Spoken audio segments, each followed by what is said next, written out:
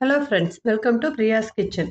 இன்னைக்கு நம்ம பார்க்க போகிற ரெசிபி மிக்சட் ஃப்ளார் ரொட்டி, கர்நாடகா ஸ்பெஷல். சாஃப்டாக எப்படி பண்ணுறதுன்னு என்னோட ஸ்டைலில் பார்க்கலாமா?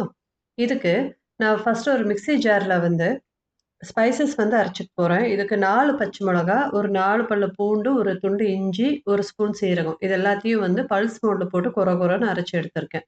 இப்போ ஒரு பவுலில் 2 கப் ராகி மாவு, 2 கப் கோதுமை மாவு, 2 கப் பச்சரிசி மாவு இதை சேர்த்துக்கிறேன். எல்லாமே ஹோம்மேடு மாவு தான்.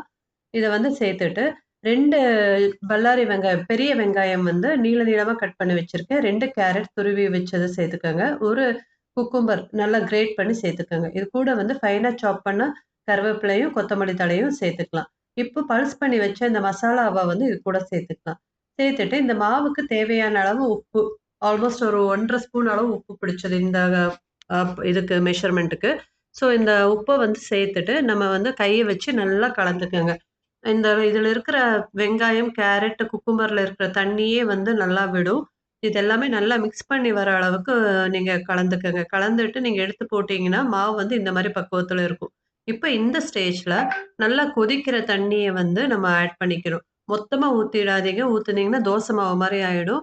ரொட்டிக்கு நம்ம பிசைவோம் இல்லையா, அது மாதிரி கொஞ்சம் கொஞ்சமாக சுடு தண்ணி ஊற்றி ரொம்ப சூடாக இருக்கும். நீங்கள் ஸ்பூனு வச்சு கலந்து விட்டுக்கோங்க.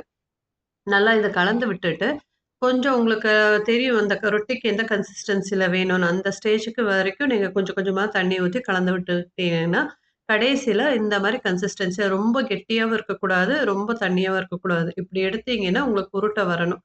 இந்த மாதிரி கன்சிஸ்டன்சியில் நீங்கள் கலந்துக்கலாம். இப்போ இது வாழை இலையில பண்ணால் ரொம்ப நல்லாயிருக்கும். பட் என்கிட்ட இல்லை, அதனால நான் பேக்கிங்க்கு யூஸ் பண்ணுற பார்ச்மெண்ட் பேப்பர் தான் யூஸ் பண்ணியிருக்கேன். இது கிரீஸ் பண்ணிவிட்டு, ஆயிலை வச்சு கிரீஸ் பண்ணிவிட்டு ஒரு உருண்டையை எடுத்து நல்லா ரொட்டி தட்டுற மாதிரி தின்னா தட்டிக்கிங்க. நம்ம ராகி ரொட்டியெல்லாம் இங்கே நம்ம தமிழ்நாடு சைடு நல்லா திக்காக தட்டி ரொட்டி சுடுவோம். பட் கர்நாடகாவில் பார்த்தீங்கன்னா ரொட்டி எல்லாமே ரொம்ப தின்னாக தான் தட்டுவாங்க. நான் முடிஞ்ச அளவு தின்னா தட்டியிருக்கேன்.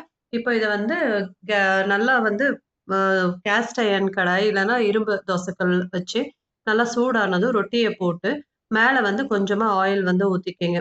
இது நீங்கள் மூடி வச்சு வேக வைக்க தேவையில்லை, ஓப்பனாகவே வேக வைக்கலாம். மேலே இந்த மாதிரி கலர் சேஞ்ச் ஆகணும். கொஞ்சம் கலர் சேஞ்ச் ஆனதுக்கப்புறம் திருப்பி போட்டிங்கன்னா நல்லா வெந்து வரும்.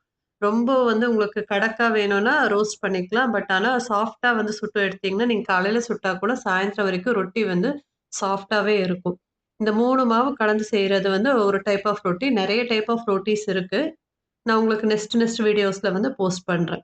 இப்போ இந்த சைடு திருப்பி போட்டு கொஞ்சமாக எண்ணெயை ஊற்றி இந்த சைடும் நல்லா வேக வச்சு எடுத்தீங்கன்னா நல்லா சாஃப்டான கோதுமை, ராகி, அரிசி மாவு கலந்த வெஜிடபிள் ரொட்டி ரெடி ஆகிடும்.